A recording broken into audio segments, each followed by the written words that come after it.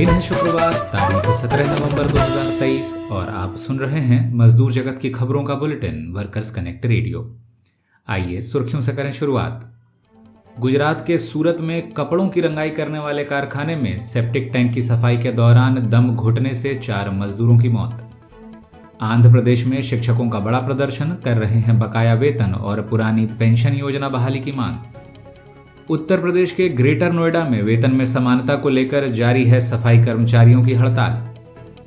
फिलिस्तीन में चल रहे रक्तपात के विरोध में एकजुट हुए कनाडा के मजदूर, हथियार बनाने वाली कंपनियों का घेराव हुआ तेज। और अंतर्राष्ट्रीय श्रम संगठन में बड़ी हलचल, अंतर्राष्ट्रीय अदालत में पहुंचा मजदूरों के हड़ताल के अधिकार का मामला। अब खबरें विस्तार से।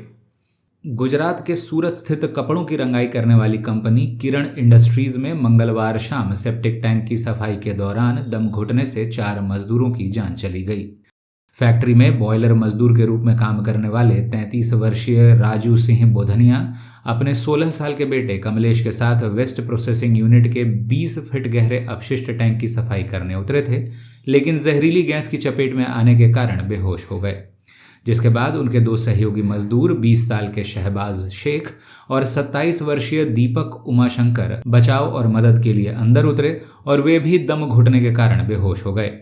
चारों मजदूरों को अग्निशमन दस्ते के द्वारा बाहर निकाला गया, लेकिन अस्पताल पहुंचने से पहले ही चारों की मौत हो गई। पुलिस ने घटना का संज्ञान लेते हुए गैर इरादतन हत्या का मामला दर्ज किया है।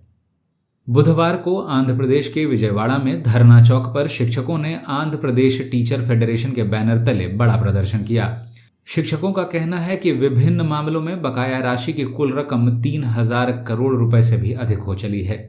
इनमें 11वें वेतन आयोग के तहत वेतन बढ़ोतरी, छुट्टी के एवज में भुगतान और पिछले 149 महीनों से बकाया महंगाई भत्ते का भुगतान शामिल है। मजदूरों की मांग है कि सरकार यह बकाया राशि जल्द से जल्द अदा करे। इसके साथ ही सभी 26 जिलों से एकत्रित हुए शिक्षकों की मांग है कि सरकार नई पेंशन योजना रद्द कर पुरानी पेंशन योजना बहाल करे। उत्तर प्रदेश के गौतम बुद्ध नगर स्थित ग्रेटर नोएडा में सफाई कर्मचारियों का प्रदर्शन आज 7वें दिन भी जारी है। मजदूरों की मांग है कि सहकारी आवासीय परिसरों में काम करने वाले मजदूरों को नगर निगम कर्मचारियों के बराबर वेतन यानी 20,000 रुपये प्रति माह दिया जाए। इसके साथ ही बोनस का भी अविलंब भुगतान हो, जबकि सहकारी आवासीय परिसरों ने मजदूरों को दिवाली बोनस का भुगतान करने या बातचीत कर मामला सुलझाने के बजाय नए मजदूरों को काम पर लगाने का फैसला किया है, जिसके बाद मजदूरों का विरोध और तेज हो चला है। चलते हैं अंतर्राष्ट्रीय खबरों की तरफ। पहली खबर कनाडा से, जहां फिलिस्तीन में चल रहे रक्तपात के खिलाफ एकजुट मजदूरों और सामुदायिक नेताओं ने हथियार बनाने वाली कंपनियों इनकास, लॉकहीड मार्टिन और L3 हैरिस का घेराव शुरू कर दिया है। प्रदर्शनकारियों का कहना है कि यहां बनाए जा रहे हथियारों का इस्तेमाल कर इजराइल फिलिस्तीन की सरजमी पर मासूमों का खून बहा रहा है और इसे रोकने के लिए मजदूर वर्ग को एकजुट होना चाहिए। नतीजतन इन फैक्ट्रियों तक आने जाने वाली सड़कें पूरी तरह से बंद रहीं और मॉन्ट्रियल, टोरंटो, हैमिल्टन और ओटावा में कई जगहों पर फैक्ट्री का काम भी बाधित रहा। उधर अंतर्राष्ट्रीय श्रम संगठन यानी ILO में मजदूरों के हड़ताल के अधिकार को लेकर बड़ी हलचल चल रही है। मामला यूनियन बनाने की आज़ादी और सामूहिक समझौते करने के अधिकार से जुड़े ILO के कन्वेंशन 87 और 98 से जुड़ा है, जिस पर साल 2012 से बहस चली आ रही है।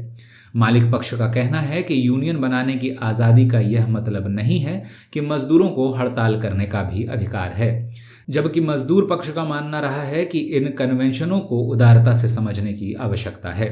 इस खींचतान को समाप्त करने के लिए ILO की गवर्निंग बॉडी ने विशेष बैठक कर वोटिंग की, जिसके बाद मामला अंतर्राष्ट्रीय अदालत यानी इंटरनेशनल कोर्ट ऑफ जस्टिस भेज दिया गया है। इस अंक में बस इतना ही। देश विदेश की ताज़ा तरीन खबरों के साथ अगले हफ्ते फिर होगी मुलाकात। तब तक के लिए दें इजाजत।